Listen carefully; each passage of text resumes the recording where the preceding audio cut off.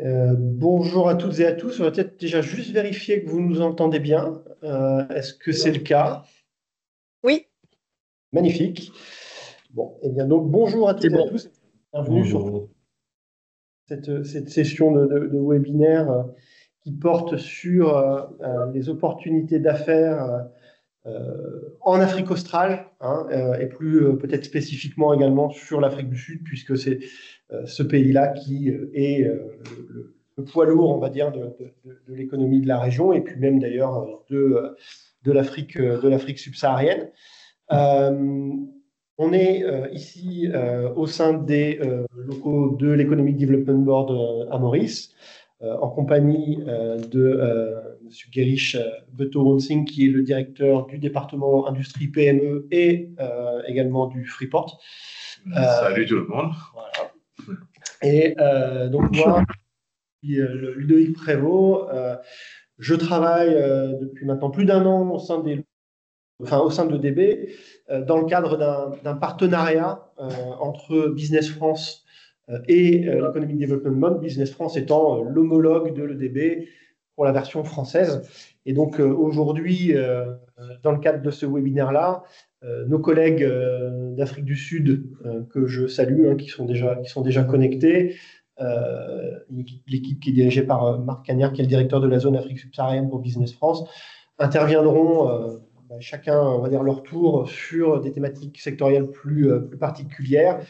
Je pense dans l'ordre du programme à mon collègue Stéphane Lenny qui interviendra sur la partie industrie clean tech, puis Maëva Groyo qui vous parlera de la partie agro, et enfin Clarisse Orion sur la partie plutôt nouvelles technologies, services, et puis également un petit peu sur tout ce qui concerne l'art de vivre et puis la santé notamment. Voilà. Donc, je voulais aussi vous indiquer que la session est enregistrée. Voilà, donc vous aurez l'occasion de pouvoir la revoir et notamment de la revoir sur la plateforme mauritiusexpo.com, qui est une plateforme qui a été développée par EDB pour, je dirais, mettre en relation des entreprises mauriciennes et des acheteurs un petit peu partout à l'étranger. Donc, je vous invite, pour ceux qui ne connaissent pas, à aller jeter un œil. Hein. Je vous répète, c'est mauritiusexpo.com. Donc, vous retrouverez cette session de travail, une fois qu'elle sera terminée, bien entendu, à disposition sur cette plateforme-là.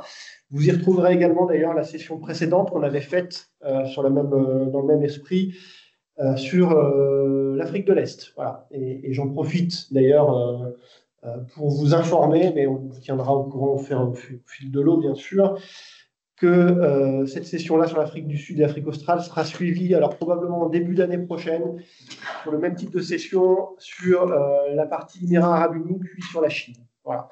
Donc, on essaye, si vous voulez, à intervalles réguliers, de vous proposer des sessions d'information sur différents marchés.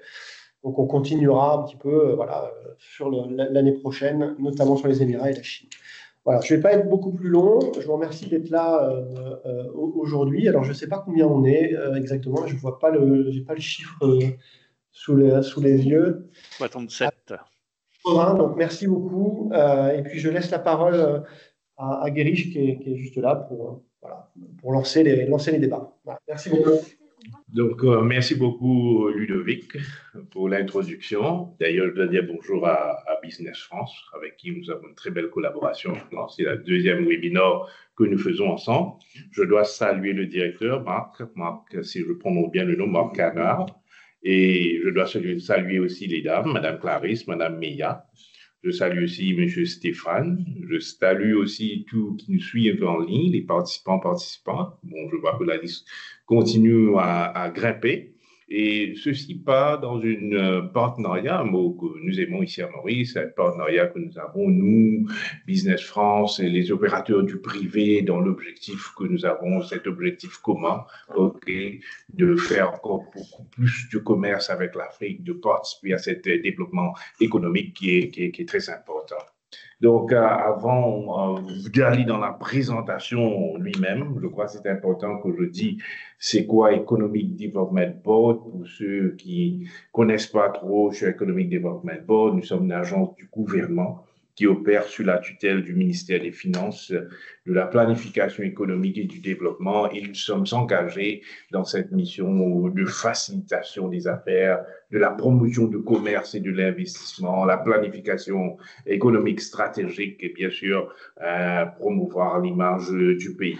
Pour nous, la question de l'Afrique, que ce soit l'Afrique Nord, Sud-Est, Ouest, mais aujourd'hui on parle sur la zone d'Afrique australe, c'est extrêmement important. Maurice, on a toujours fait beaucoup d'efforts pour faire beaucoup plus d'affaires avec l'Afrique. Ce n'est pas si facile, mais c'est bon de mentionner quelques points importants, pertinents.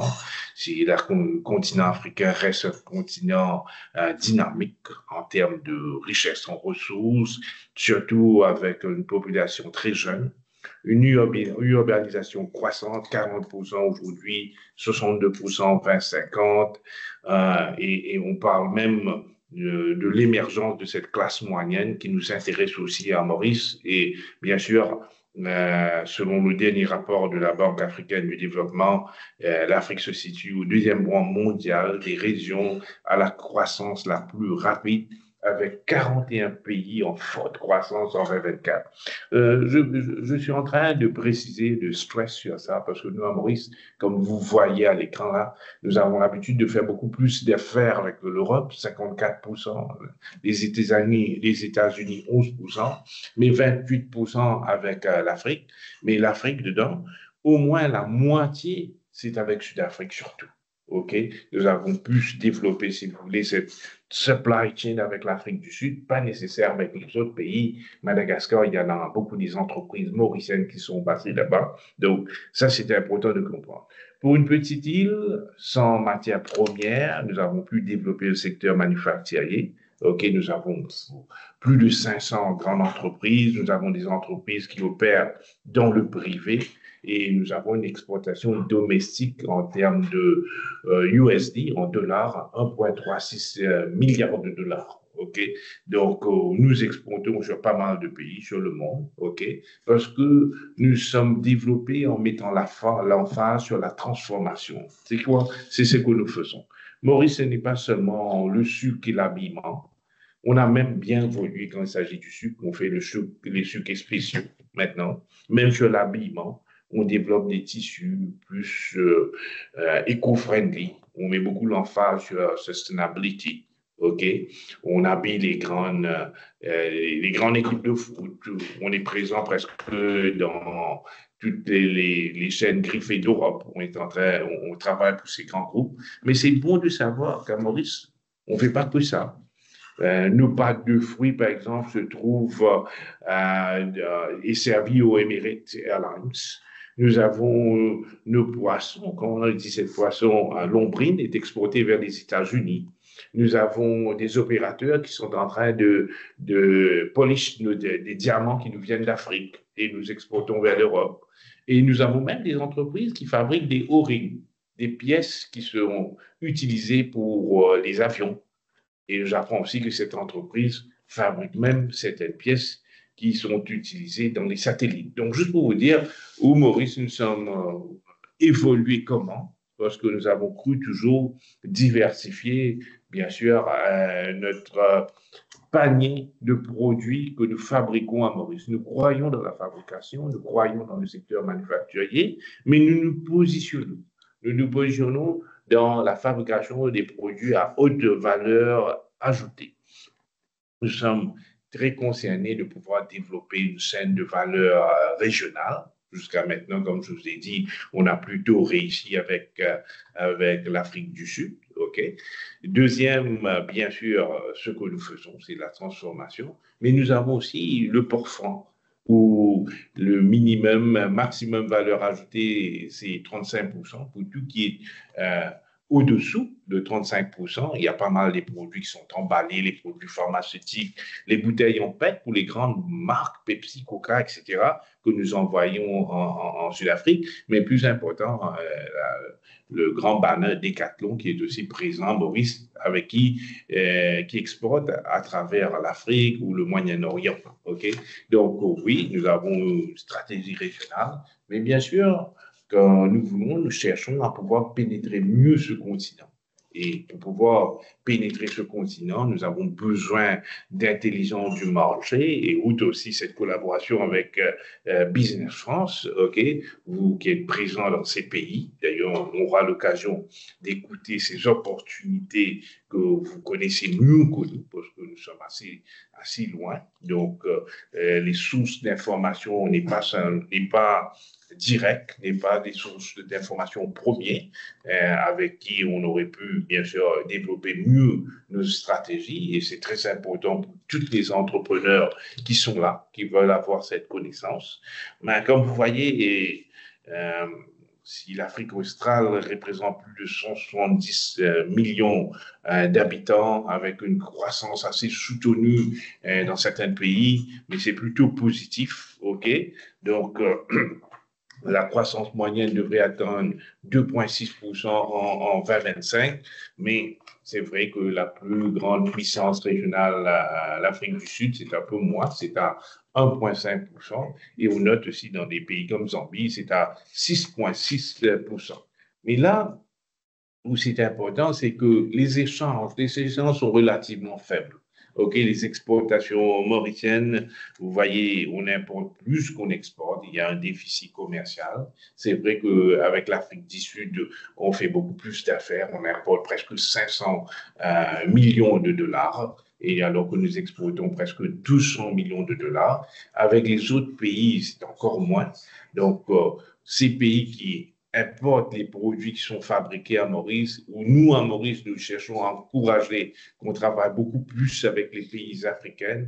Comment pénétrer cette chaîne de distribution, comment avoir les contacts nécessaires, comment se positionner pour qu'on soit encore plus compétitif et qui comprendre aussi comment les affaires se font sur ces pays sont des choses très importantes de pouvoir prendre avantage. L'Afrique du Sud, bien sûr, c'est une économie plus avancée d'Afrique. D'ailleurs, c'est vrai que la croissance est un peu en ralenti. Nous avons fait beaucoup d'efforts pour pouvoir positionner le textile mauricien sur ce pays. On a organisé pas mal d'événements. On a connu une certaine réussite, oui, mais on voudrait aller plus sur un pays qui a eu en 2021 quand même une croissance de 5%. C'est vrai qu'en 2025, c'est 1,5%. Donc, nous étudions des possibilités de faire des affaires plus que le textile, plus que l'habillement. OK? Comment prendre avantage de nos liens avec l'Afrique du Sud pour avoir d'autres collaborations d'investissement pour pouvoir servir, concourir à d'autres pays. Donc, ça, c'est un peu, si vous voulez, notre regard sur ce pays.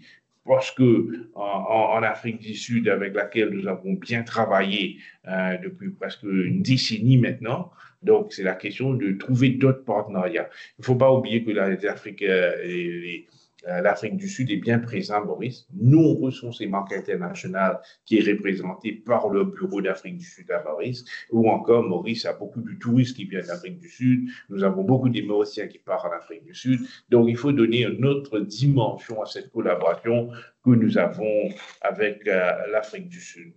Au niveau de Mozambique, la première chose que je dois dire, Mozambique comme Afrique du Sud, c'est un des pays où nous avons une ambassade. Nous avons une ambassade de l'île Maurice à Mozambique, mais depuis, il y a pas mal de difficultés quand il s'agit de la langue. Donc, la langue officielle, c'est le portugais droit. OK? Donc, nous avons pas mal de difficultés, bien sûr, à se connecter. Mais ce pays a fait preuve d'une croissance assez forte. OK? Donc, oui, les indicateurs macroéconomiques du Mozambique qui affichent des résultats très intéressants, 4% de croissance. OK? Et bien sûr, on sait très bien que ce pays a su profiter de leur secteur traditionnel, extractif traditionnel, leur charbon, leur aluminium, leur rubis, etc. Et toujours, nous, à Maurice, nous disons, pourquoi pas tous ces produits peuvent venir dans notre port franc et de la valeur ajoutée pour exporter vers d'autres pays. OK?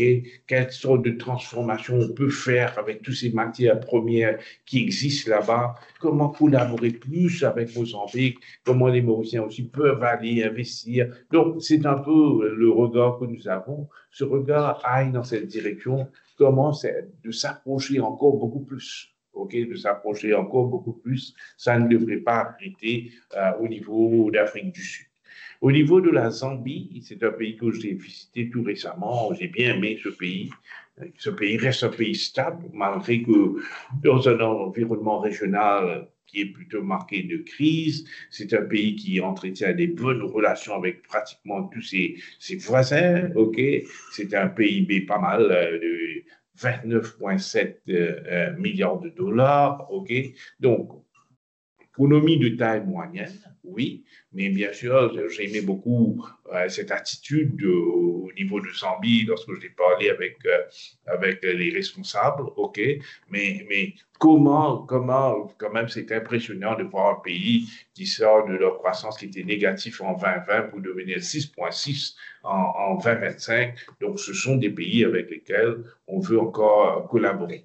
Donc, collaborer non seulement en termes de secteur d'industrie ou agriculture, aussi en termes des secteurs de services, etc.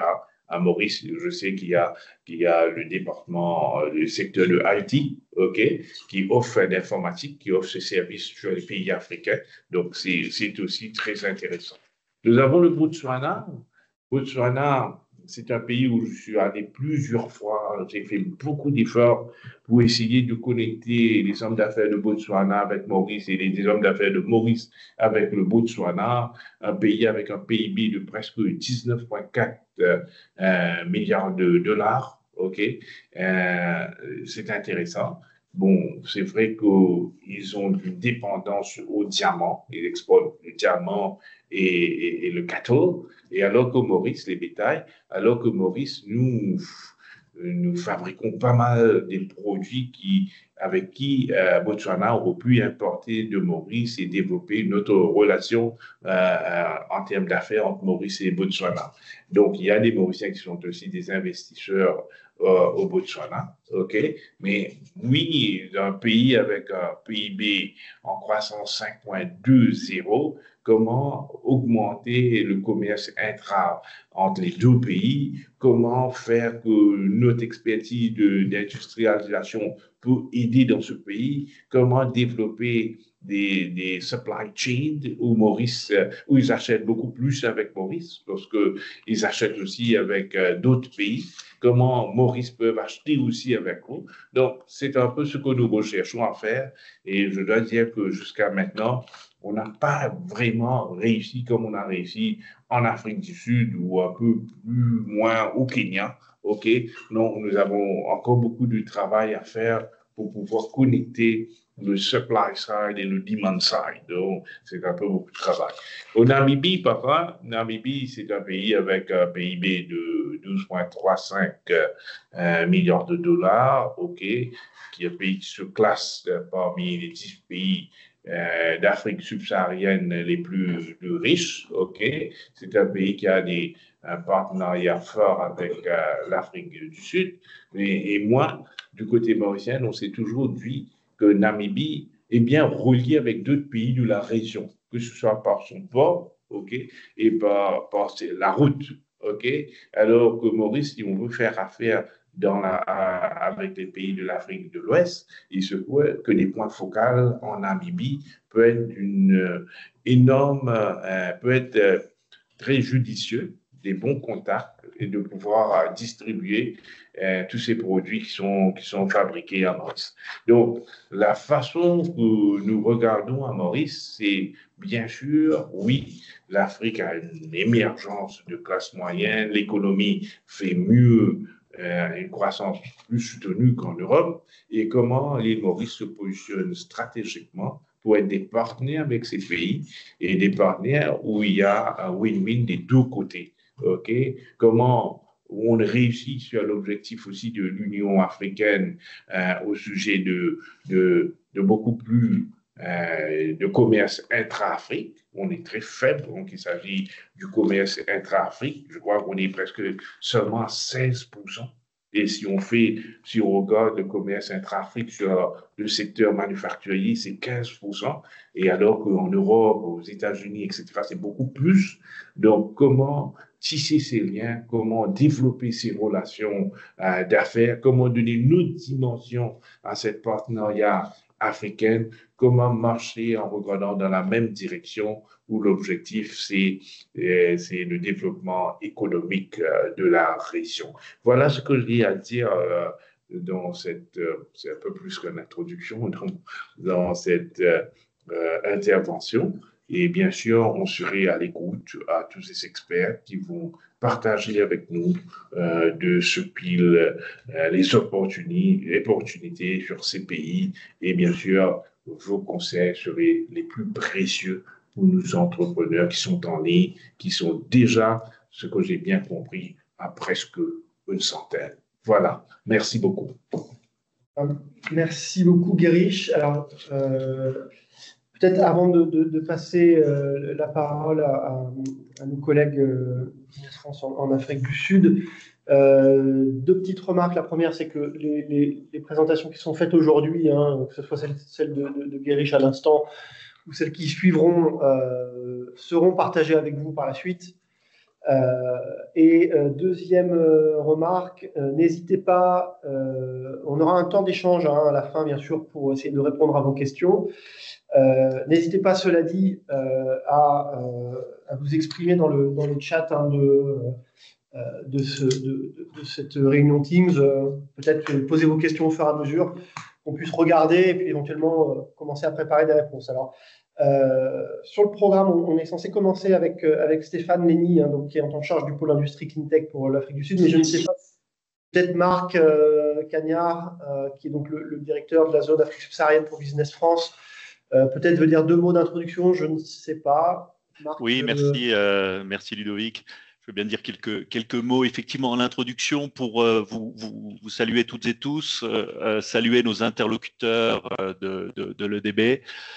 Vous dire qu'on est très heureux d'être avec vous ce matin pour échanger sur l'Afrique du Sud, l'Afrique australe au sens large. Et puis vous dire aussi que plus largement, on est très heureux de la coopération étroite que l'on entretient avec EDB et qui se manifeste vraiment à plein d'égards, que ce soit sur des événements comme Francotech à Paris, comme Ambition Africa, ou même encore le forum d'affaires que nous avons eu ici à Johannesburg il y a peu.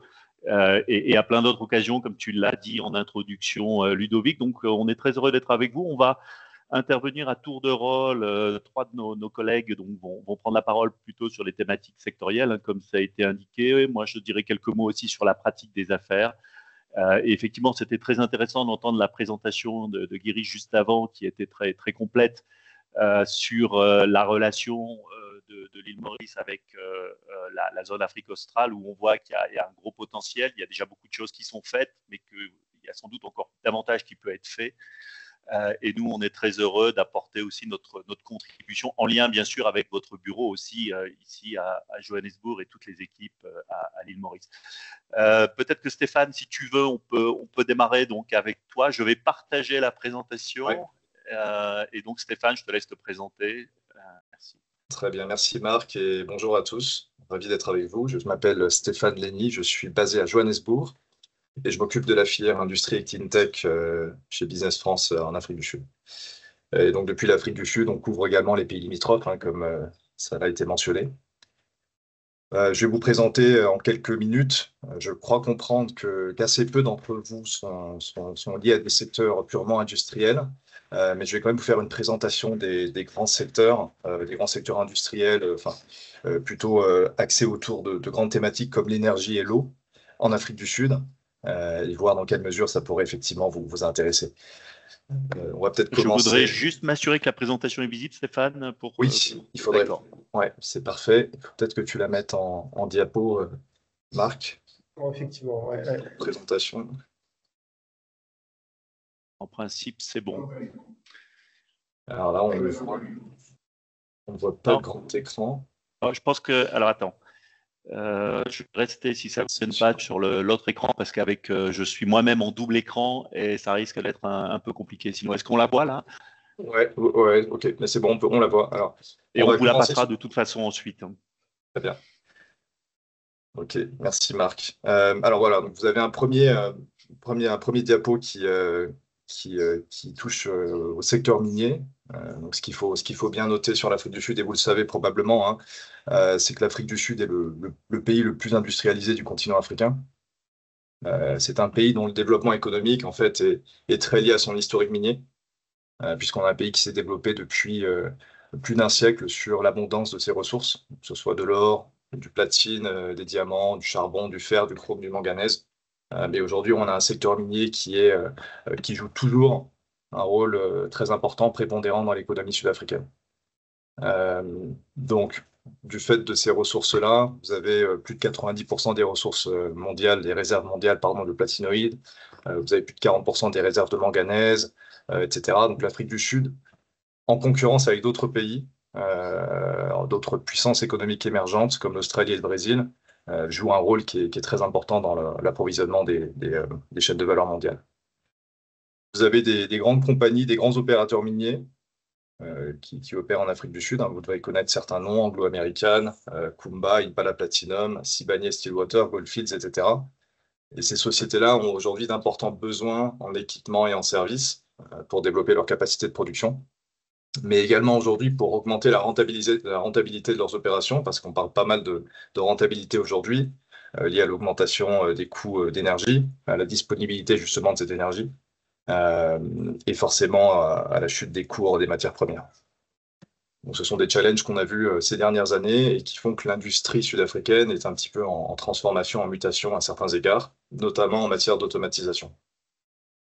Donc, les besoins des opérateurs miniers, on les retrouve sur toute la chaîne de production, que ce soit de l'exploration, de l'extraction, du transport, jusqu'au traitement des minerais, et également aussi pour tout ce qui touche aux services et à la formation de personnel. Donc aujourd'hui, on a un pays qui historiquement s'est bâti sur la découverte d'or et qui veut sortir de cette dépendance pour se concentrer principalement sur les minerais utilisés dans la transition énergétique. Et donc on parle là de production de véhicules électriques, mais également de batteries et également la filière hydrogène qui est très importante. Et donc dans ce contexte-là, le pays essaye de se diversifier pour mettre l'emphase sur l'extraction de nickel, de cuivre, de PGM, donc des métaux du groupe du platine, et des terres rares. Donc, je pense qu'il existe aujourd'hui des opportunités intéressantes pour les entreprises mauriciennes qui proposent des produits adaptés à la transformation de ce secteur.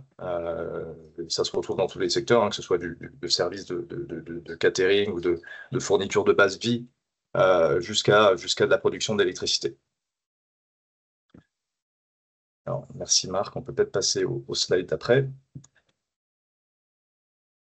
Alors, vous avez là un slide avec beaucoup d'informations sur le secteur de l'électricité sud-africain. Bon, il faut savoir que c'est un secteur qui s'est bâti sur le charbon. Et donc, le secteur minier aussi s'est bâti sur le secteur de l'énergie.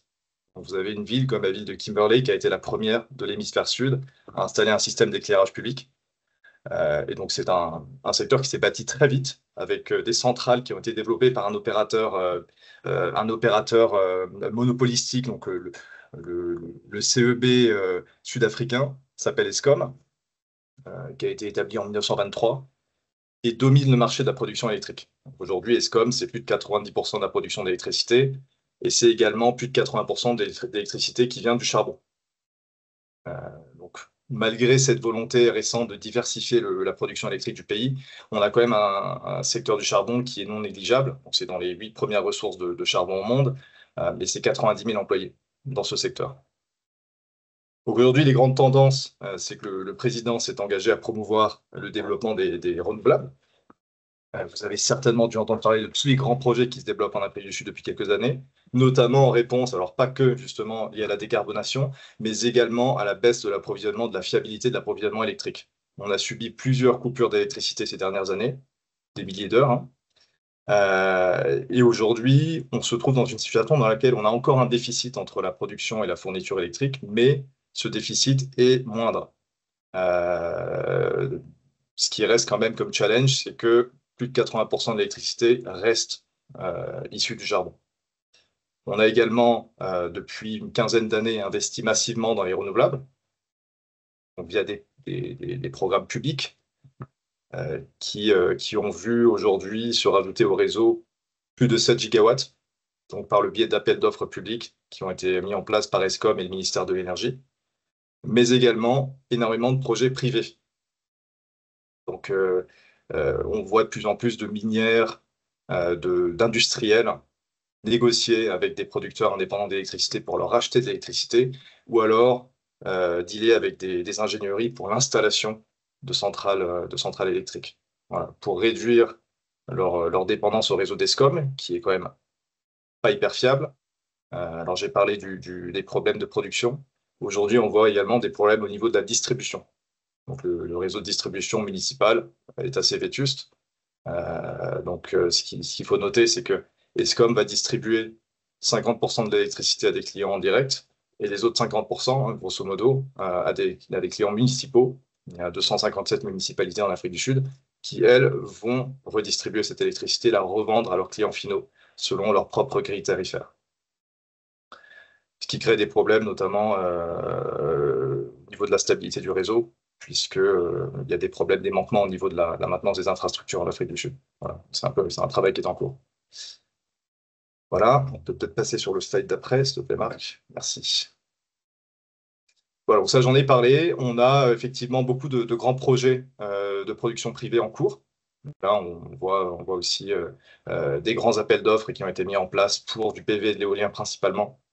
On a également, par nécessité de pouvoir intégrer ces énergies renouvelables sur le réseau, des appels d'offres pour du stockage et également du gaz, parce que le gaz est le meilleur ami des renouvelables et qu'il faut bien entendu une capacité de production pilotable sur le réseau sud-africain. Donc, si tous ces projets sont mis en place sur les prochaines années, on devrait pouvoir réussir quand même à voir l'empreinte du charbon diminuer progressivement. Ce qui est assez important dans le secteur manufacturier aussi, puisque ces entreprises ont des objectifs de décarbonation assez importants. Mais également pour tout ce qui touche aux exportations sud-africaines vers l'Europe, cela risque d'être un problème dans les prochaines années si ces secteurs ne sont pas très décarbonés. Voilà. Vous avez également donc, ce qui est des gros chantiers, qui est important de noter, à savoir la scission d'Escom en 3 entités distinctes, pour permettre, Escom a été très endetté ces dernières années, mais pour permettre l'ouverture du marché aux acteurs privés qui voudraient venir investir dans les projets de production électrique. Voilà. Un slide, Marc, s'il te plaît. Merci. On parle beaucoup d'efficacité énergétique en Afrique du Sud, puisqu'au-delà d'augmenter la production, l'une des réponses que l'on peut apporter, c'est bien entendu de réduire la consommation. Donc Sanedi, qui est une agence énergétique sud-africaine, mise énormément là-dessus pour essayer de permettre de réaliser des économies au niveau de la consommation des bâtiments, donc, qui consomment beaucoup d'énergie. Et ce qu'on voit aussi aujourd'hui se développer, c'est la présence sur le marché sud-africain de beaucoup de sociétés de services énergétiques. Donc, ce sont des sociétés qui vont aller réaliser des audits énergétiques, qui vont aller s'inscrire auprès de Sanedi et qui vont aller certifier des bâtiments en affichant leur performance énergétique. Voilà, donc ça, c'est un marché aussi qui est en fort développement en Afrique du Sud. Je pense qu'on a une centaine de milliers de bâtiments publics en Afrique du Sud qui pourraient être concernés. Donc, on va voir beaucoup de ce type de projets de rénovation thermique continuer à se développer en Afrique du Sud. Voilà, je pense qu'on a fait le tour pour l'énergie. On va peut-être passer, alors je suis en train de dépasser mon temps, mais sur le secteur de l'eau très rapidement. L'Afrique du Sud, vous l'avez sans doute vu ces dernières années, est un pays en stress hydrique. Vous avez entendu parler des sécheresses, par exemple au Cap, dans la ville du Cap, il y a quelques années, qui ont le fameux jour zéro. En gros, donc on est parmi les 30 pays les plus secs au monde, avec une consommation en eau qui est plus élevée que la moyenne mondiale. Le marché, la manière dont il est structuré, c'est que le ministère de l'eau et de l'assainissement va vendre de l'eau brute, à ce qu'on appelle des waterboards, qui sont des entités responsables du traitement de la revente, et qui, elles, vont acheminer cette eau jusqu'aux municipalités, qui sont ensuite chargées de les vendre, de les distribuer aux utilisateurs finaux, et ensuite de les retraiter. Donc l'un des gros problèmes auxquels on fait face en Afrique du Sud, c'est aujourd'hui un problème de gouvernance au sein de ces municipalités qui sont extrêmement endettées envers ces waterboards, donc qui ne payent pas l'eau qu'elles achètent. Ce qui va créer plusieurs problèmes ensuite, puisqu'on va avoir des situations de pénurie d'eau, de vétusté du réseau, de mauvaise gestion de ces infrastructures. Le corollaire est que on s'attend à un déficit hydrique de quasiment 17% entre l'offre et la demande d'ici 2030. Voilà. Il y a quelques jours déjà, on a eu des coupures planifiées d'eau en Afrique du Sud. On peut dire que c'est un problème encore plus important que l'électricité.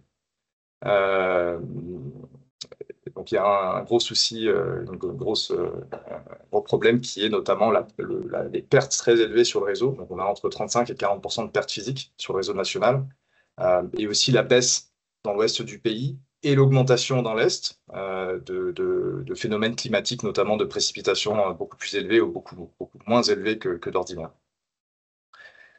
Voilà, donc l'Afrique du Sud importe une partie de son eau du Lesotho et du Swaziland, qui sont des pays enclavés. Et on a des méga projets d'infrastructures, d'acheminement d'eau qui ont dû être mis en place ces dernières années pour augmenter cette fourniture en eau du Gauteng. Parce qu'intéressamment, Johannesburg, ça n'a pas été développé près d'un cours d'eau majeur, mais tout simplement près de ressources minérales. Donc on a très peu d'eau déjà de base dans cette région. Voilà, un petit point sur la logistique. Alors, peut-être avant la logistique sur les déchets et l'air aussi. Alors, je crois que il y a quelques sociétés parmi vous qui sont dans l'économie circulaire, peut-être reliées au textile, mais à d'autres secteurs également. Donc, ce qu'il faut noter ici, c'est que l'Afrique du Sud repose encore majoritairement sur l'enfouissement.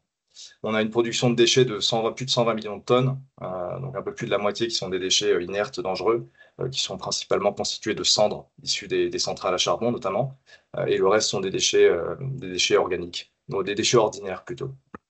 On a un taux de recyclage qui est assez faible, mais qui essaye d'augmenter du fait de la mise en place récente de différentes initiatives de responsabilité élargie des producteurs, et donc qui vont obliger les producteurs d'une certaine filière de développer une filière de recyclage de leurs déchets produits sur site. Voilà. Au niveau de la qualité de l'air, du fait de la dépendance de l'Afrique du Sud au charbon, on a quand même un gros problème au niveau de la pollution de l'air, puisqu'on a des industries qui sont très développées, et également des taux assez élevés de particules volatiles qui flottent dans l'air et qui sont recrachées par des centrales à charbon. Mais l'Afrique du Sud reste un pays quand même assez avant-gardiste en matière de normes pour la qualité de l'air. Bon, avant-gardiste, c'est un mot, mais en tout cas qui essaye de rester à niveau en matière de mise en place, de mise en avant de normes pour la qualité de l'air. On va passer sur le maritime et la biodiversité. Très rapidement, donc le secteur maritime, vous savez qu'on a 2500 km de côte en Afrique du Sud et 8 ports majeurs. Donc il y a des liens notamment forcément entre Durban et le port de Durban et Maurice. Donc aujourd'hui, on a une diversification dans certains secteurs, puisque l'industrie portuaire est mise en avant par le gouvernement sud-africain. Et on voit aussi des grands projets de rénovation de ces ports, puisqu'on a eu des petits problèmes de congestion ces derniers mois. Donc ces ports qui étaient dans le top des ports de transit mondiaux se voient aujourd'hui dans le bas du classement en termes d'efficacité.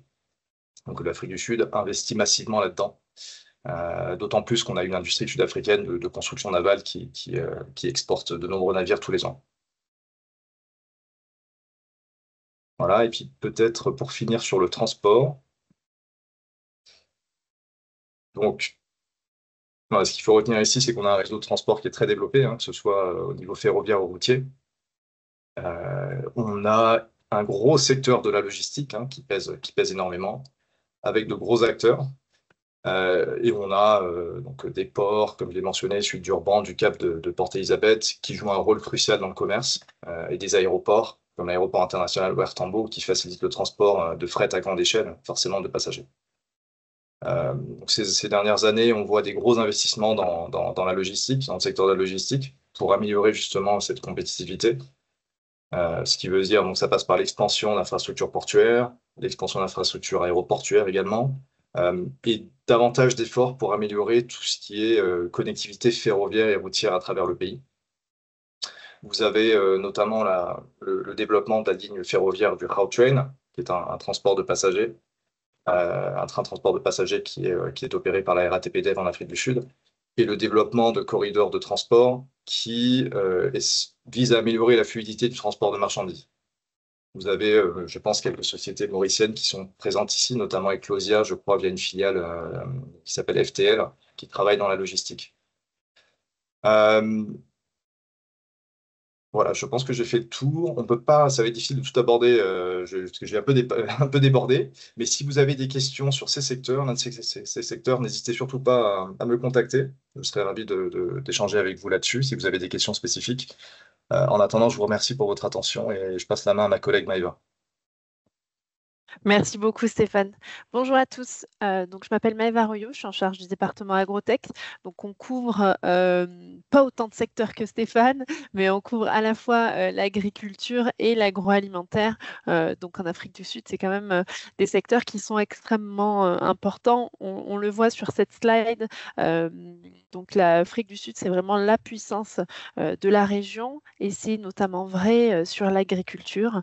Ça représente 3% du PIB, ce qui pourrait paraître assez faible, mais en termes d'emploi, c'est extrêmement important.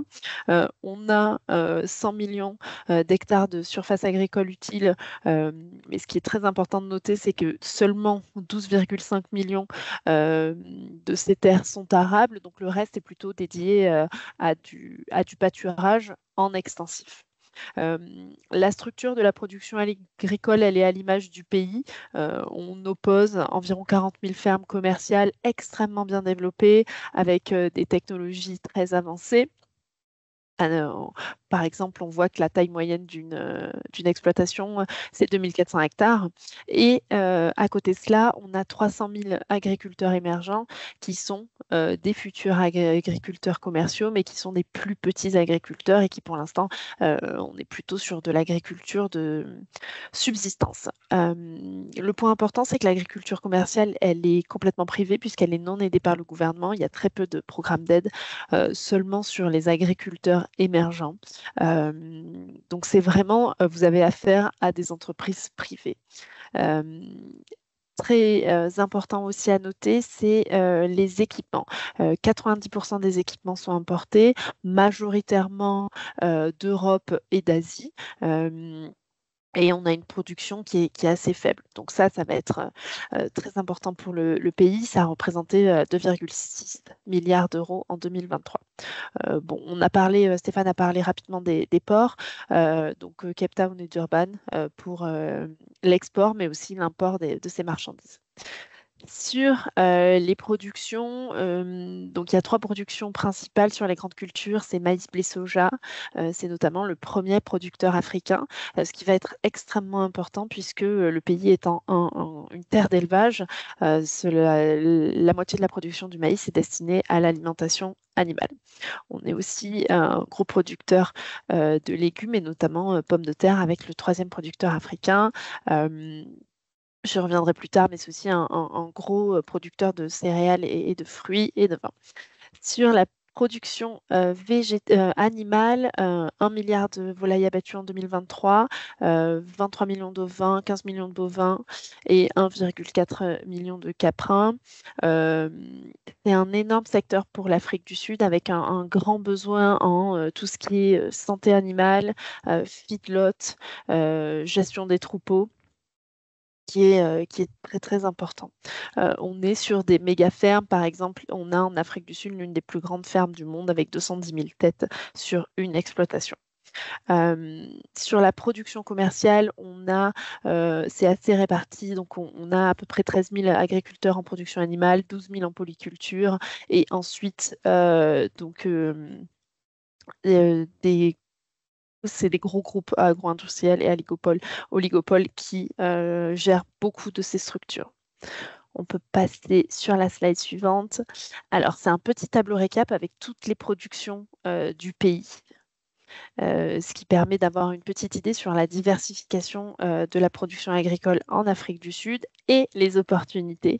Donc, à noter sur le maïs, blé, soja, donc les grandes cultures, une forte utilisation des OGM. On est entre 85 et 95% selon les cultures. Et là, on retrouve des opportunités, notamment sur l'irrigation de précision. Stéphane en a parlé, l'eau est une grosse problématique en Afrique du Sud. Environ 60% de l'eau est utilisée pour l'agriculture. Donc ça entraîne des besoins. Les intrants aussi sont une demande particulière pour l'Afrique du Sud, notamment ces dernières années avec l'explosion du coût des intrants. Et enfin, tout ce qui est équipement pour l'agriculture de conservation. La production de légumes en Afrique du Sud est aussi extrêmement importante et tend à se diversifier. Il faut savoir que l'Afrique du Sud donc produit pour sa consommation locale, le marché local, mais aussi pour les pays voisins, notamment tous les pays de la SACU. À noter, et ça c'est aussi source d'opportunité, c'est que la Namibie et le Botswana ont interdit l'importation de légumes et d'agrumes depuis l'Afrique du Sud pour protéger leur marché et développer l'activité agricole. Donc, à noter que la moitié de la production de légumes est sous serre. Donc ça, c'est aussi des opportunités. Production de fruits, l'Afrique du Sud, c'est le second plus gros exportateur d'agrumes, avec un secteur en forte croissance, et c'est notamment le secteur des avocats, avec l'augmentation de la consommation partout dans le monde. La canne à sucre, similaire à Maurice, l'Afrique du Sud est aussi producteur de sucre. C'est un secteur qui est un petit peu intense, enfin, qui a connu des difficultés avec plusieurs entreprises en redressement. Et enfin, je passe sur la pomme de terre, on en a vu, les fruits à coque avec le développement des macadamias. On va passer sur la slide suivante, les opportunités. L'électricité, Stéphane en a parlé, mais c'est une grosse problématique pour les domaines, les exploitations agricoles, puisque tout ce qui est irrigation est relié à l'électricité il faut en général couper 2 heures avant et remettre 2 heures après. Donc, il y a beaucoup de domaines qui se sont équipés en gestion de l'électricité, notamment solaire, voilà, plusieurs nouvelles techniques. Le coût de la main-d'œuvre a fortement augmenté ces dernières années. On est à 25 rand, 25 rand 78 de l'heure pour le SMIC agricole. Ça représente peu, mais ça a un impact de plus en plus important pour les exploitations. On en l'a vu, les ressources hydriques sont très limitées en Afrique du Sud et c'est vraiment une grosse problématique. Donc, toute solution pour mieux gérer les ressources hydriques sont les bienvenues et extrêmement appréciées. Conservation aussi des sols, peu de la surface arable, peu de la surface agricole est arable. Donc, tout ce qui est technique de conservation des sols est très, très importante et utilisée. La gestion des maladies, les troupeaux sud-africains ont connu pas mal de crises, notamment aviaires, fièvre afteuse, fièvre porcine. Donc ça aussi, c'est un gros problème. On va passer sur le secteur agroalimentaire. Donc, lié avec le secteur agricole, le secteur agroalimentaire est aussi extrêmement bien développé et souvent avec des groupes qui sont extrêmement intégrés et qui gèrent toute la chaîne de valeur avec de la production, de la transformation et de la distribution. Il faut noter qu'on est autour de 60 millions d'habitants, on est plutôt à 61 millions d'habitants sur les derniers recensements et on estime qu'il y a environ 16 millions de personnes qui ont des habitudes d'achat similaires aux pays de l'Union européenne, donc classe moyenne, qui font leurs courses dans les centres commerciaux. Et c'est aussi pour cela qu'on retrouve un réseau de distribution très concentré et très bien développé avec Shoprite, Checkers, qui est le plus gros acteur du pays. Et ensuite, Pick n Pay, Spar et Woolworths. Woolworths se développe plutôt sur le haut de gamme. Et avec ses propres marques, plus de 80% de marques Woolworths. Pour tout ce qui est alcool, les vins ont le droit d'être distribués dans les centres, dans les supermarchés, mais le reste, bière et alcool fort sont distribués et vins aussi, mais dans les liquor stores qui sont donc on retrouve là aussi les mêmes marques Shoprite avec Top, Pick n Pay, Liquor Store, et on a quelques indépendants. La crise Covid a fortement développé le e-commerce. Chaque acteur de la GD a développé son réseau de vente en ligne avec des services de livraison en 2 heures, applications qui ont explosé avec la crise du Covid. À noter que pour l'Afrique du Sud, 30% de la distribution passe par le secteur informel, ce qui est assez faible. On note dans les habitudes de consommation que les consommateurs vont faire leurs courses dans les réseaux traditionnels en début de mois, et c'est lorsqu'ils sont un petit peu en fin de mois qu'ils n'ont plus beaucoup d'argent qu'ils vont se tourner vers le secteur informel. L'industrie agroalimentaire extrêmement développée, avec un marché de 328 milliards d'euros, très diversifié, production de larges produits, mais aussi très concentré. On estime, 80% des parts de marché sont détenues par des oligopoles, avec 10 grands groupes qui représentent plus de 80% de la production. On a vu quelques marques européens, grands groupes européens qui ont racheté des entreprises européens et internationaux qui ont racheté des entreprises sud-africaines. C'est le cas notamment de PepsiCo. À noter la présence de Danone et Lactalis. L'Afrique du Sud aussi achète beaucoup d'ingrédients, donc manufacture beaucoup, mais achète beaucoup d'ingrédients. 590 millions d'euros sur 2023. C'est en forte baisse, mais c'est aussi couplé avec une consommation un peu plus atone, notamment avec la forte inflation et aussi liée avec les problèmes d'électricité qui se sont répercutés à la fois sur les entreprises agroalimentaires, mais aussi sur le réseau de distribution avec le recours à beaucoup de générateurs et donc une forte augmentation des coûts. Il y a un secteur qui est très important et on retrouve une forte demande, et ça va être à la fois sur l'Afrique du Sud, mais aussi sur les pays voisins. C'est les équipements d'industrie agroalimentaire, donc tout ce qui va être ligne de transformation, ligne de production. Sur l'année 2023, les importations sont élevé à 1,7 milliard d'euros. Et donc voilà, ça c'est vraiment commun à tous les pays de la zone, notamment Botswana et Zambie qui ont une activité de transformation assez faible et qui souhaitent, c'est vraiment une volonté à la fois gouvernementale et à la fois des entreprises privées de développer ce secteur-là. On a à noter que la France est le 5e fournisseur sur les industries agroalimentaires avec 5%. Alors, j'ai vu dans les entreprises qui étaient inscrites pour le webinaire qu'il y avait beaucoup d'entreprises qui étaient intéressées pour exporter des produits en Afrique du Sud. Voilà, c'est une réglementation qui est assez simple, assez claire. Il y a des spécificités sur tout ce qui est viande, poisson, que je n'ai pas mises là, et sur certains produits. Voilà, ça, c'est les règles générales d'importation. Donc, il y a une conformité obligatoire. L'Afrique du Sud est alignée sur les lignes du Codex. Donc voilà, tous les aliments nuisibles pour la santé sont exclus, bien entendu, et les produits sont inspectés à leur arrivée en Afrique du Sud avec la responsabilité de l'importateur qui est engagé. En général, c'est l'importateur qui s'occupe de toutes les procédures d'importation, donc avec la liste de documents qu'on pourra transmettre, elle est facilement accessible. Et j'ai également précisé quelques exigences d'étiquetage sur la langue. C'est l'une des langues officielles de l'Afrique du Sud. Donc l'Afrique du Sud a 11 langues officielles, mais l'anglais, ça marche très bien.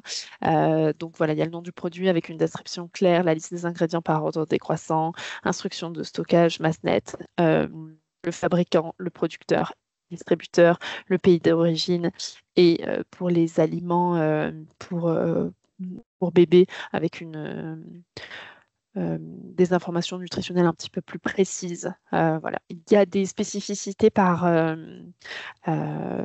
type de produit. On pourra en discuter un petit peu à la fin, ou si vous voulez m'envoyer par mail vos questions. Je vous remercie, et s'il y a des questions, n'hésitez pas, on se fera un plaisir d'y répondre. Je vais laisser la parole à ma collègue Clarisse sur tous les tech et services, art de vivre et santé. Bonjour à tous, merci Maïva. Donc effectivement, moi je suis Clarisse Henrion, je suis aussi basée donc au bureau Business France de Johannesburg. Et je gère donc 2 départements, tech, services, art de vivre et santé, sur la zone Afrique du Sud, Afrique australe et océan Indien. Je vais essayer d'être concise puisque vous doutez bien que ça concerne beaucoup de secteurs avec beaucoup d'opportunités. Mes collègues Stéphane, Maïva et Marc ont déjà bien mentionné que l'Afrique du Sud était leader sur le continent dans beaucoup de secteurs et ça va s'appliquer également sur toutes les nouvelles technologies, art de vivre, santé et tous les sous-secteurs que cela représente. Donc si on commence par la partie tech, l'Afrique du Sud, c'est un des pays les plus connectés au monde. Les Sud-Africains passent en moyenne 9h24 par jour sur Internet, avec à peu près 3h44 sur les réseaux sociaux. Cela signifie que c'est des personnes qui sont assez sensibles au commerce, au e-commerce sur les réseaux sociaux, aux influences sur les réseaux sociaux, mais également en ligne. Beaucoup d'opportunités à développer sur ce secteur. C'est aussi un pays qui développe de façon assez agressive les infrastructures télécom, que ce soit sur les infrastructures mobiles. Donc vous voyez que on est à presque 100% de couverture de la population en 3G et 4G, mais aussi sur la 5G. C'est un secteur qui est vraiment dominé par l'industrie privée, même si le public essaye vraiment de développer les infrastructures télécom. Il y a des plans qui sont mis en place pour justement réduire la fracture digitale qui est assez efficace, mais aussi pour développer les infrastructures de la 4e révolution industrielle. Donc des opérateurs comme MTN ou Vodacom ou Telcom développent de façon assez agressive la 5G, mais aussi la fibre. La fibre pour plusieurs raisons, et notamment pour contrer en fait les problèmes de criminalité des vols de câbles en cuivre. La fibre est développée de façon assez aussi agressive, de manière panafricaine d'ailleurs. Des entreprises comme Liquid Intelligent Technologies ont développé à peu près 100 000 km de fibre en Afrique, pas seulement en Afrique du Sud. En Afrique du Sud, on estime aujourd'hui qu'il y a à peu près 300 000 km de fibre qui sont déployés, même si c'est probablement plus à ce jour, puisque de nombreux investissements sont annoncés. On a aussi beaucoup d'entreprises c'est aussi le pays leader en fait sur le nombre de data centers sur le continent, qui concentre à peu près 69 des data centers du continent, ce qui est un chiffre en croissance exponentielle, mais qui est aussi vraiment énorme par rapport aux autres pays qui concentrent 3, 4 data centers. Donc c'est vraiment un pays qui est identifié comme une opportunité parce qu'il y a déjà ces infrastructures, parce qu'il y a déjà cette connectivité et parce qu'il y a ces investissements qui sont faits. Il y a aussi une expertise en fait sur le sujet des entreprises locales, accompagnées aussi d'entreprises internationales et notamment françaises pour le déploiement de la fibre, dans les opérateurs télécoms. On a Orange au Botswana, et on a des entreprises comme Prismian, ID Optical par exemple sur le déploiement de hardware fibre, mais c'est vraiment une force reconnue en termes d'expertise sur ces sujets. Ce qui fait que c'est aussi un pays qui est développé sur la rapidité des réseaux mobiles et de ces réseaux haut débit. Et en fait, tout ça impacte le développement de tout ce qui est annexe en fait à ces services, tout ce qui est e-commerce, tout ce qui est retail, tout ce qui va être solution de VoIP, etc. C'est possible de les développer ici. Il y a des grands géants américains qui sont installés ici également. Amazon, depuis quelques années, a lancé sa marketplace cette année en Afrique du Sud. Mais vous avez aussi des entreprises comme Google, etc., ou Oracle, qui ont décidé que l'Afrique du Sud, ça serait leur hub cloud en Afrique. Donc c'est vraiment un pays qui est identifié comme étant le pays dans lequel il faut s'installer et sur lequel on va rayonner en fait sur le continent. Enfin, un secteur qui est également dynamique dans les techs et aussi du côté service plutôt, du côté culturel. Vous avez les industries culturelles et créatives. C'est le marché le plus structuré du continent, à peu près 3% du PIB, mais aussi 14% 9% de l'emploi.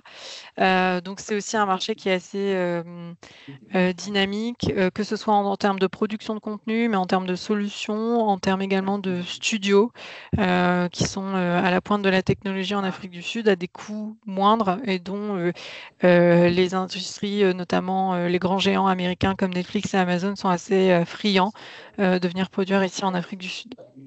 Je te laisse passer à la slide suivante, Marc, s'il te plaît. Merci. Deux autres secteurs qui sont aussi très développés en Afrique du Sud, donc l'immobilier. Bon, Stéphane en a un petit peu parlé sur la partie plutôt développement des infrastructures, mais il y a aussi un vrai marché de l'immobilier résidentiel avec des entreprises qui rayonnent encore une fois au-delà des frontières de l'Afrique du Sud et notamment qui commencent à se développer pour certaines à Maurice ou d'autres qui viennent de l'extérieur et qui se développent. Le secteur financier en Afrique du Sud est aussi un facteur de stabilité économique. 25% du PIB repose sur le secteur financier, donc finance, assurance et immobilier. Les assurances sud-africaines, les compagnies d'assurance sud-africaines sont assez innovantes et c'est un marché qui est très concurrentiel. Elles sont forcées d'innover, elles sont assez reconnues internationales. Vous avez notamment Discovery, qui est une assurance santé, qui a développé un programme de fidélité assez innovant, qui s'est diversifié sur la banque, qui s'est diversifié sur les services assurance voiture, alors qu'à la base, c'était une assurance médicale. Donc, c'est vraiment un marché qui est assez dynamique. Les banques sud-africaines rayonnent également sur le reste du continent, principalement l'Afrique australe, mais pour certaines, comme Standard Bank, elles se définissent comme la banque africaine et non plus uniquement sud-africaine. Donc, vous avez les Big Four, Standard Bank, First Rand, Absa, Nedbank et Investec dans une moindre mesure, puisque c'est plus sur des clients privés à plus haute valeur ajoutée. Et vous avez aussi des néobanques qui émergent. Donc, Discovery Bank, j'en ai parlé, mais vous avez aussi Time Bank qui s'est bien développé, qui a aussi un siège basé à Singapour et qui en fait a un peu disrupté le marché des banques ici en Afrique du Sud. Capitec a aussi été élu comme l'une des meilleures banques au monde plusieurs années de suite. Donc c'est un marché qui est assez développé. Vous avez aussi des marchés qui sont donc, ils ne sont pas mentionnés sur cette slide, mais dans les techs qui sont aussi critiques pour l'Afrique du Sud et la région au sens plus large. Je parle notamment de la cybersécurité et cybercriminalité. L'Afrique du Sud étant l'un des pays les plus connectés au monde, il y a des conséquences par rapport à ça, c'est-à-dire que c'est aussi l'un des pays les plus attaqués au monde en termes de cybercriminalité, notamment ces infrastructures critiques. Vous avez le système judiciaire qui a été paralysé pendant de nombreux mois à cause d'une attaque. L'Afrique du Sud, la compagnie Josi d'électricité a également été attaquée. Vous avez des entreprises comme Diskem, qui est un énorme drugstore sud-africain qui a été attaqué. Voilà, toutes les infrastructures critiques sont visées, et pas seulement en Afrique du Sud, mais aussi au Botswana notamment, qui ont les mêmes sujets. Il y a aussi les sites gouvernementaux ont été attaqués il y a 2 ans, ce qui a complètement paralysé le pays et ce qui fait qu'aujourd'hui, ils essaient vraiment d'investir sur des sujets cybersécurité et lutte contre la cybercriminalité. Il y a une grosse coopération d'ailleurs qui est effectuée entre la France et l'Afrique australe en général, une école d'ailleurs pour former toutes les forces de police de la région va être inaugurée en mai 2025, justement pour renforcer cette collaboration et pour aider à la lutte contre la cybercriminalité qui, certes, attaque donc la région Afrique subsaharienne et Afrique australe en particulier, mais qui concerne en fait la collaboration se fait sur le monde entier, puisque c'est pas un monde qui connaît des frontières pour ce sujet. Si on passe maintenant sur les secteurs santé. Merci Marc. Alors, le secteur de l'Afrique du Sud, de la santé en Afrique du Sud, est un marché à 2 vitesses. Ça reste le leader du continent sur l'achat, que ce soit pharmaceutique ou des medical devices, mais c'est un marché où il faut bien avoir en tête que vous avez à la fois le public et le privé. Même si le public représente la majorité de la population, ça reste le privé qui achète majoritairement, que ce soit les medical devices ou les produits pharmaceutiques. C'est eux qui ont le plus de moyens aujourd'hui. En tout cas, en termes d'innovation, vous avez 13 Da Vinci en Afrique du Sud, ce qui est énorme par rapport au ratio de la population entre 61 et 62 millions d'habitants. Le Da Vinci, pour ceux qui ne sont pas familiers, c'est le robot qui opère tout seul. Je mets bien évidemment des guillemets, mais on n'a pas forcément autant de robots de cette technologie et de ce coût dans d'autres pays développés en Europe et même dans d'autres zones. Donc, c'est vraiment une course à l'innovation qui est assez forte dans le secteur privé. Dans le secteur plus public, c'est plutôt, on est plutôt sur des équipements plutôt basiques. C'est un gros acheteur d'équipements, mais c'est décentralisé au niveau des provinces, c'est pas centralisé au niveau du gouvernement. Donc voilà, c'est aussi un marché qui est intéressant, mais attention, le PowerPoint n'est plus partagé, Marc. C'est pas grave, je vais continuer sans, mais de toute façon, la présentation vous sera envoyée. Mais effectivement, donc le secteur de la santé du côté public est aussi une grosse opportunité. Par contre, attention au délai de paiement. C'est un sujet à bien avoir en tête quand on veut s'aventurer sur ce secteur en Afrique du Sud. À savoir que aussi dans la zone, il y a des pays en Afrique australe qui ont aussi des besoins.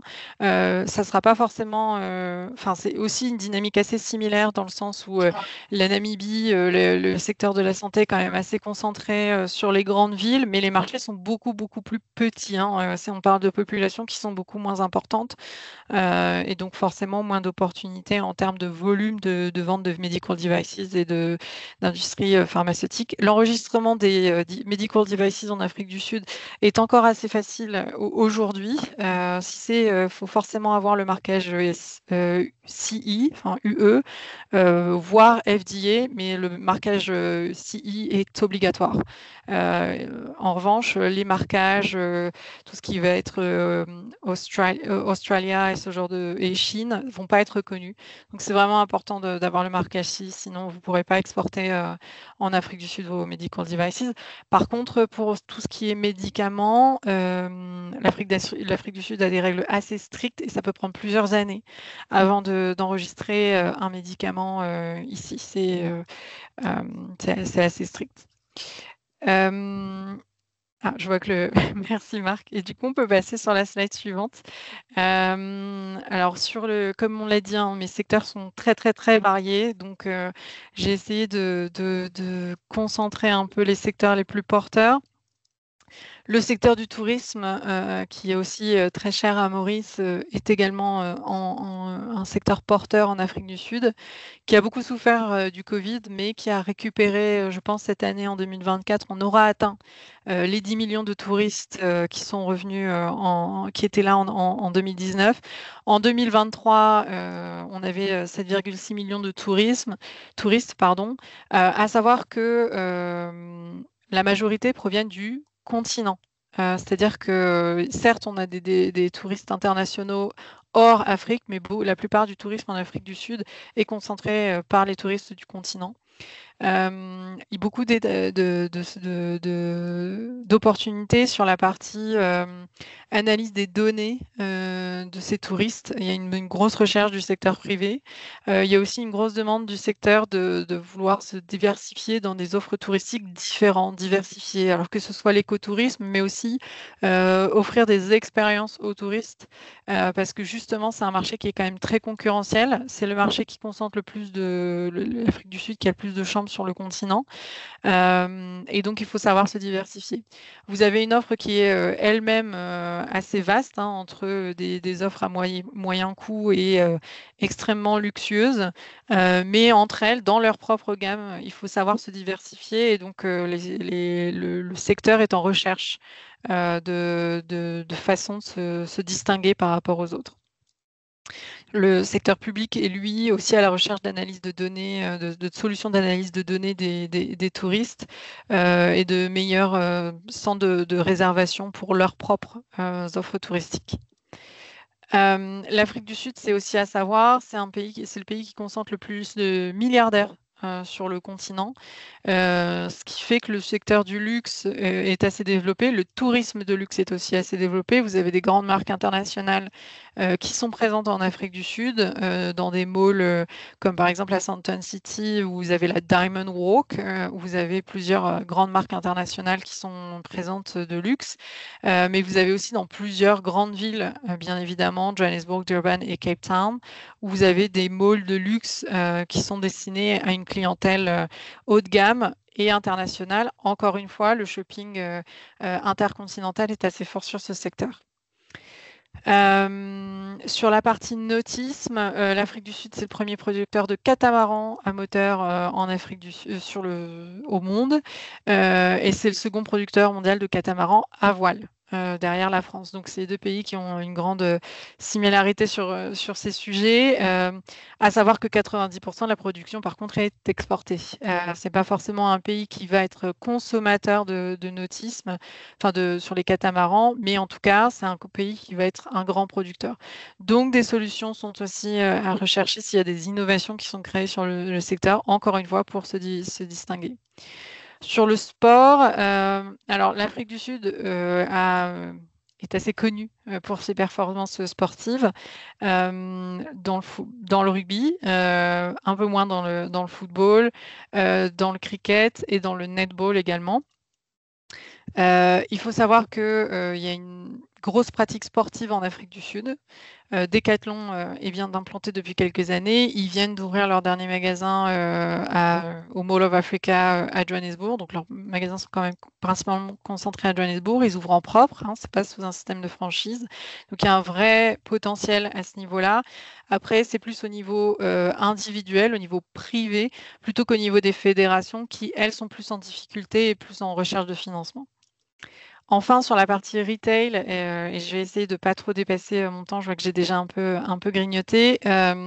Sur la partie retail, l'Afrique du Sud concentre l'un des pays qui concentre le plus de malls. Vous avez beaucoup des ventes qui sont réalisées dans le secteur formel. Les malls sont de taille assez distincte et vous avez encore une fois une offre assez diversifiée, des malls très haut de gamme, des malls plus moyenne gamme. Le e-commerce se développe, mais il y a encore une culture de se déplacer au mall. C'est pas encore tout à fait, la proportion est encore assez faible finalement. C'est entre 4 et 6% des ventes totales retail, les ventes e-commerce. Donc, il y a un potentiel, ça se développe très bien, mais il y a encore une vraie volonté de développer des malls. Vous avez beaucoup d'investissements dans le développement physique des malls, des infrastructures des malls, mais le e-commerce est aussi en expansion. À savoir que là, encore une fois, l'ensemble des sujets sont un peu liés, mais ce qui crée aussi des problèmes de cybersécurité, puisque beaucoup de fraudes à la carte bancaire, beaucoup d'attaques phishing, etc., notamment par exemple pendant le Black Friday, vous avez une recrudescence des attaques sur les ventes e-commerce. Vous avez des acteurs qui sont bien implantés localement que ce soit de façon sur le retail, où vous avez des grandes marques comme le Foschini Group, Tourist, ce genre de choses. Sur la partie e-commerce, vous avez Takealot qui est un peu le Amazon local. Walmart a investi dans Massmart qui aujourd'hui est pardon, j'ai oublié le nom, Macro en Afrique du Sud. En revanche, Amazon s'est lancé cette année, donc a lancé sa partie marketplace. Ils étaient présents sur leur web services depuis quelques années. Ils l'ont lancé cette année. On n'a pas encore les résultats qui sont sortis. Ça reste encore assez timide. Et du coup, l'acteur local principal, Takealot, essaye encore une fois de se diversifier et d'être assez agressif sur ses stratégies à la fois prix, mais aussi offre. Ils ont lancé une offre Takealot Premium, un peu comme le Amazon Premium, pour justement concurrencer. Donc, des opportunités, encore une fois, c'est un pays où il y a beaucoup de choses à faire sur l'ensemble de ces secteurs. Malheureusement, on ne peut pas rentrer dans le détail dans le temps imparti, mais n'hésitez pas à me contacter si vous avez quelques questions. Et je repasse la main à Marc. Merci encore pour avoir passé les slides. Oui, merci. Pardon.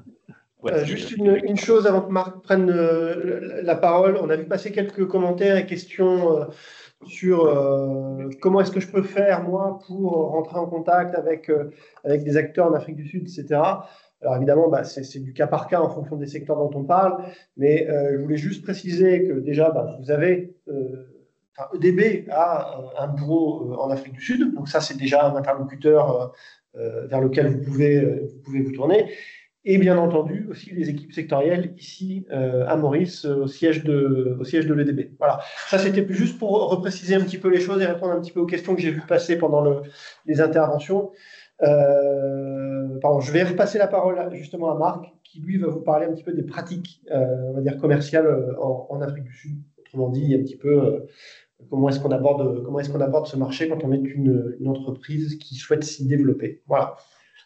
Merci Ludovic, merci à mes trois collègues qui sont intervenus juste avant. Désolé Clarisse, c'était pas volontaire l'arrêt du partage, mais j'ai été sorti de la visio un instant. J'ai vu que tu avais bien géré pendant ce temps-là, donc bravo pour cela. Moi, je vais vous effectivement revenir un petit peu plus sur l'environnement des affaires en Afrique du Sud. Au regard de tout ce qui a été dit, vous voyez, on est sur une économie quand même très, très moderne, la plus moderne du continent, très diversifiée, très ouverte. Qui présente de nombreuses opportunités, et vous avez cette proximité, tout est relatif, mais la proximité quand même géographique, qui fait que assez naturellement, c'est vrai que c'est un marché qui est assez ouvert et intéressant pour vous, entreprises et entrepreneurs mauriciens, que de vous intéresser à l'Afrique du Sud. Alors, c'est vrai que sur les pratiques commerciales, bon, forcément, c'est très variable selon le secteur d'activité dans lequel on intervient, mais pour essayer de dégager quelques généralités qui sont souvent connues des exportateurs un peu rompus au process d'exportation. Bon, quelques points. Si on prend la taille des entreprises, bon, comme toujours, évidemment, il faut quand même être un petit peu une entreprise un peu solide, un peu rompue aux pratiques internationales avant de se lancer. Donc, c'est plutôt des entreprises de taille de type PME ou ETI qui seront véritablement plus à même de réussir sur ces marchés. Alors, bien sûr, vous pouvez être une start-up, bien sûr, vous pouvez être sur des sujets hyper innovants, et là, tout de suite, vous pouvez être global et donc forcément vous intéresser à cette destination, mais en général, quand même, quand on est sur des secteurs plus traditionnels, voilà, être une entreprise qui a déjà un certain nombre de moyens humains pour justement accompagner l'internationalisation, moyens financiers, c'est important. Une expérience à l'export, bien sûr, quand on peut, c'est toujours bienvenu, et surtout ici en Afrique du Sud, si vous pouvez aussi montrer des références, c'est toujours très très apprécié, en particulier donc des références de préférence dans des pays avancés ou des pays plus développés, c'est toujours plus valorisant. S'agissant de la langue, Maëva l'a dit, il y a beaucoup de langues en Afrique du Sud, mais bon, l'anglais est clairement la langue un petit peu universelle, la langue du monde des affaires. Donc, c'est vraiment en anglais que vous pouvez commercer, que vous pouvez avoir vos relations d'affaires. Mais bien sûr, ça suppose aussi d'avoir toute la documentation qui va bien en anglais. Bon, en général, à Maurice, vous êtes plutôt bien placé pour ça. Les sites internet également en anglais. Si vous vous intéressez bien sûr à l'Angola, ça a été dit aussi tout à l'heure, ou au Mozambique, dans ce cas-là, évidemment, on est dans des pays lusophones, donc c'est le portugais qui l'emporte, et là, il vaut mieux se positionner dans cette langue, dans le portugais. Là aussi, dans les conseils, bien évidemment, c'est d'avoir une équipe export dédiée. Je l'ai un petit peu dit tout à l'heure, mais des gens qui se sont rompus à l'exportation, qui savent gérer toutes les pratiques du commerce international, qui sont permanents sur le sujet et qui vont pouvoir, bien évidemment,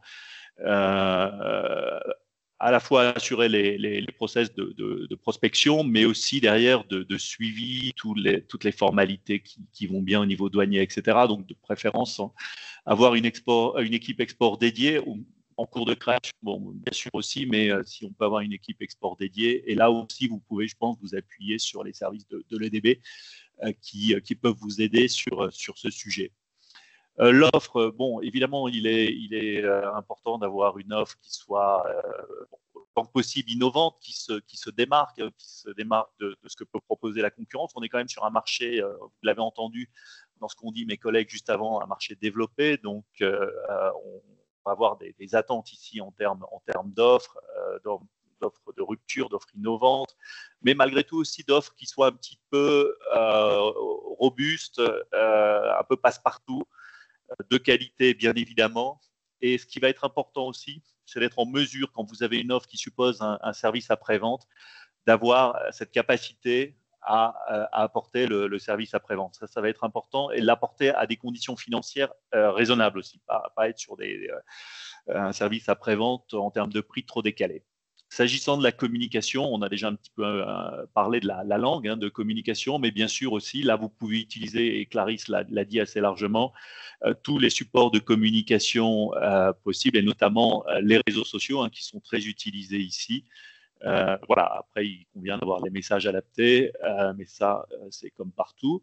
Sur les autres points clés pour bien réussir sa prospection, bon, connaître l'environnement des affaires, vous y participez déjà un petit peu aujourd'hui dans la compréhension du marché, des marchés ciblés, des principaux acteurs, de la concurrence. Et là encore, Ludovic vient de le dire, l'EDB a tous ces services qui peuvent vous aider. Vous avez un bureau aussi à Johannesburg qui peut aider. Nous-mêmes, bien évidemment, on sera aussi à disposition. Et donc, pas hésiter aussi à s'appuyer sur ces structures d'accompagnement qui vont vous faciliter les choses, qui vont vous aider à aller plus vite dans votre prospection, qui vont faciliter les choses, vous éviter de perdre du temps et d'aller directement à l'essentiel. Alors après, elles ne feront pas ces structures d'accompagnement votre travail, ce sera toujours à vous de le faire, mais en tout cas, elles vont vous ouvrir des portes et vont vous aider à identifier des partenaires qui vont bien. Les partenaires qui vont bien, ici, on est plutôt sur une économie quand même, on l'a déjà dit, développée, sur les pratiques des affaires qui sont quand même assez modernes et assez développées. On est plutôt aussi sur des partenaires locaux qui sont fiables, ça c'est important. Bien évidemment, ce qu'il va falloir faire, c'est trouver le partenaire qui va vous aider à importer peut-être dans un premier temps vos produits, qui va vous aider à faciliter les process d'importation, qui va vous aider à être présent sur le marché, à être actif sur le marché, à rencontrer les beaux interlocuteurs qui vont vous aider à commercialement élargir, enfin, oui, lui-même d'ailleurs va devoir être très présent sur le marché, sur l'ensemble du territoire si possible, pour faciliter votre développement commercial. Et puis derrière, bien évidemment, c'est un peu un message qui court en Afrique de l'Ouest, enfin surtout en Afrique de l'Ouest, mais qui est valable finalement en Afrique de l'Est et en Afrique australe.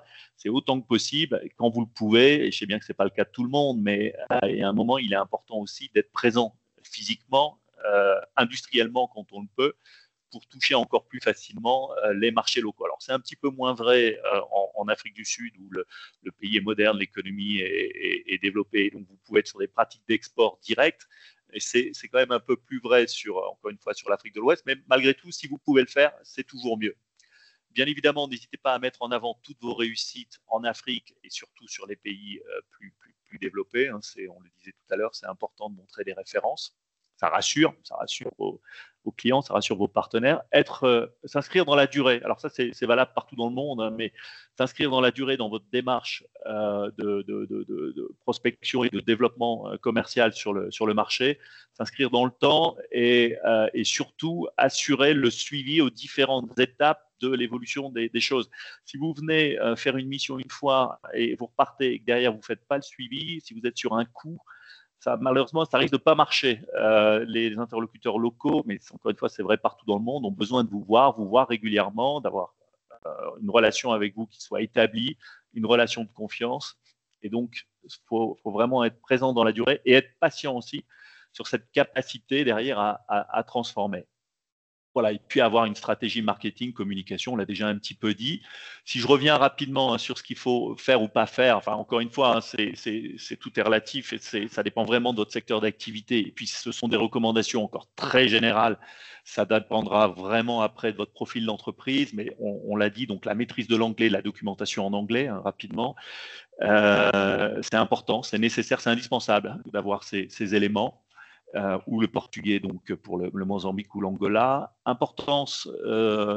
importance est attachée ici au titre. Un ingénieur va souvent s'appeler docteur et il accordera beaucoup d'importance au fait qu'on l'appelle docteur. Donc soyez vigilants à ça. Vous allez voir parfois sur les cartes de visite beaucoup voilà, on voit apparaître des titres et c'est vraiment important ici. Bon, la tenue vestimentaire, elle est relativement, dans le monde des affaires, elle est relativement formelle, mais sans non plus être trop exagérée de ce point de vue-là.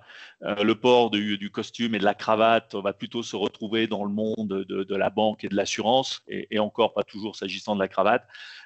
Pour le reste, voilà, vous avez une veste, pantalon de toile et chemise, c'est très bien et ça passe assez largement dans la plupart des cas.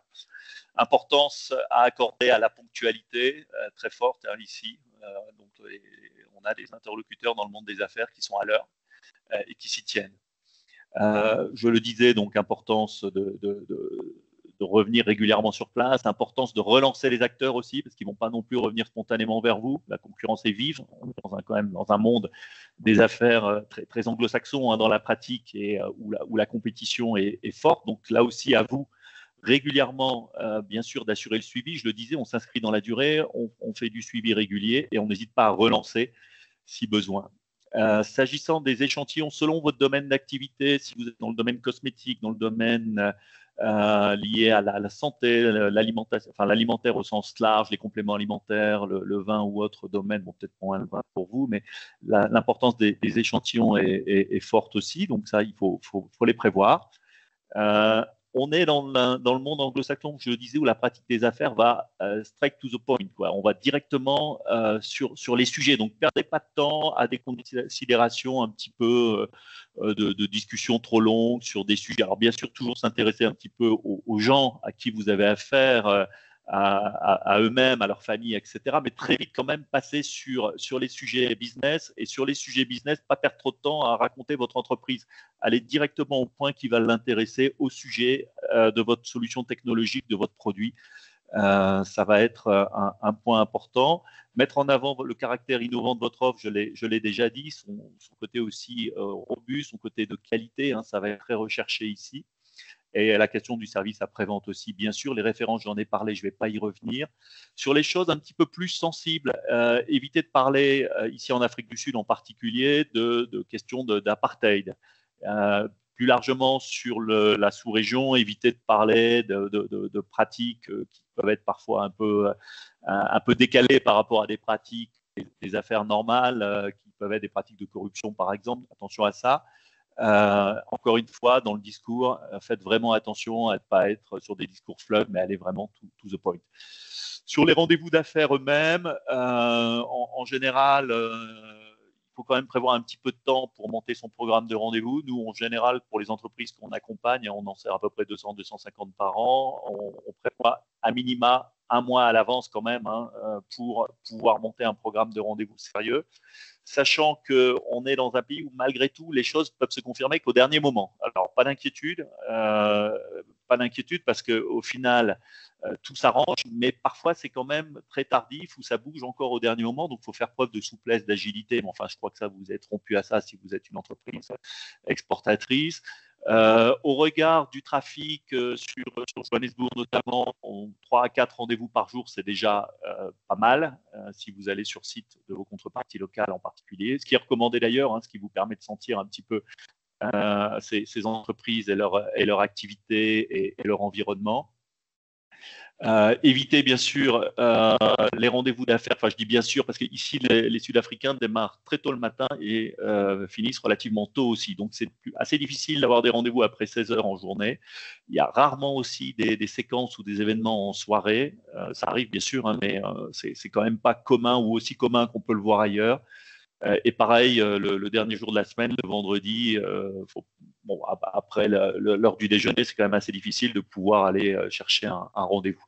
Bon, voilà encore une fois, quelques généralités qu'on peut exprimer. Tout ça, encore une fois, est variable selon votre profil d'entreprise. Je voudrais attirer votre attention sur ce document qui est un guide des affaires qui est vraiment destiné à l'entrepreneur qui veut, alors c'est destiné à l'entrepreneur français, mais ça marche assez largement pour tout entrepreneur francophone qui veut donc exporter ou s'implanter en Afrique du Sud, et il va trouver beaucoup de conseils divers et variés sur un peu tout ce qu'on vient de dire jusque-là, à la fois le contexte politique, le contexte économique, les grands enjeux sectoriels, les conseils sur la pratique des affaires. Tout ça va figurer dans ce document qui est téléchargeable gratuitement sur le site. Tout est indiqué, là, teamfrance-export.fr, mais on vous repartagera la présentation, comme l'a dit Ludovic.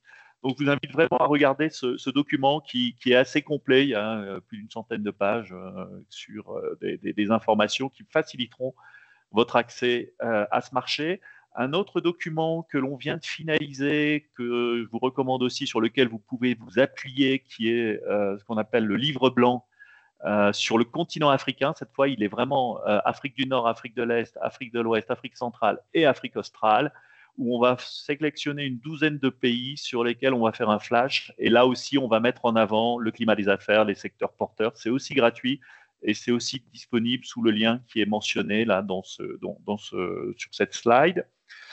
J'ai mis aussi à toute fin utile l'organisation de notre réseau Business France sur l'Afrique subsaharienne. Vous pouvez aussi, bien sûr, on l'a dit, le DB sur place à Maurice peut vous aider, le DB a des bureaux qui peuvent vous aider, mais si besoin était, en complément, on peut venir aussi en appui pour apporter quelques informations. Et vous verrez qu'on fait aussi beaucoup d'événements qui peuvent vous intéresser. Et dans ces événements, j'en retiens un en particulier, sur lequel vous êtes tous conviés, vous serez tous les bienvenus. C'est un événement qui s'appelle l'Ambition Africa, qui a eu sa 6e édition à Paris la semaine dernière, il y a 10 jours. Il y avait une délégation mauricienne assez conséquente et on le renouvellera donc en 2025 ce sera en novembre 2025 et de nouveau, donc vous y êtes tous largement conviés. C'est vraiment le grand rendez-vous d'affaires entre le continent africain au sens large et la France. Plus de 2200 entrepreneurs participants, des moments de table ronde, des tables rondes sur les grands enjeux transverses des économies ou pour les politiques aussi d'ailleurs africains, mais surtout les grands enjeux aussi sectoriels. Et puis derrière, vous avez les possibilités d'avoir des rendez-vous individuels ciblés via une plateforme de rendez-vous B2B. Et puis, bien évidemment, un grand moment de networking. Donc ça, si vous pouvez, en 2025, y participer. Et encore une fois, vous étiez assez nombreux de l'île Maurice à être présents sur cette édition 2024. Et encore plus nombreux, on l'espère, l'année prochaine.